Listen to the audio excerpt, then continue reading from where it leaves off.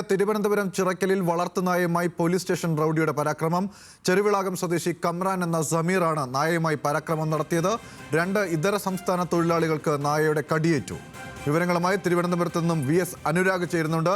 അനുരാഗ്, എപ്പോഴാണ് ഈ സംഭവം ഉണ്ടായത്? കൂടുതൽ വിശദാംശങ്ങൾ എന്താണ്? ഇന്ന് വൈകിട്ട് 4 മണിയോടെയാണ് ഈ സംഭവം ഉണ്ടായത്. നിരവധി ക്രിമിനൽ കേസുകളിലെ പ്രതിയാണ് സമീർ. ഇയാൾ വളർത്തുനായുമായി ഇന്ന് റോഡിലൂടെ പരാക്രമം കാണിക്കുകയായിരുന്നു.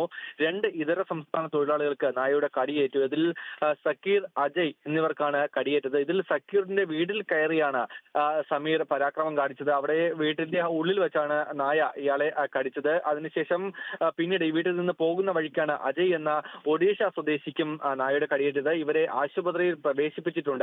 എന്തിനാണ് ഇങ്ങനെ ഒരു ആക്രമണം നടത്തിയത് എന്ന കാര്യത്തിൽ വ്യക്തതയില്ല. അതിനുശേഷം ഇയാൾ ഒളിവിൽ പോയി. സമീർ എന്ന അക്രമി ഒളിവിൽ പോയ പ്രതിക്കായി ഇപ്പോൾ പോലീസ് തെരച്ചിൽ ആരംഭിച്ചിട്ടുണ്ട്. എന്തായാലും ഞെട്ടിപ്പിക്കുന്ന സംഭവം തന്നെയാണ് ഇന്ന് ചിറക്കലിൽ ഉണ്ടായിട്ടുള്ളത്.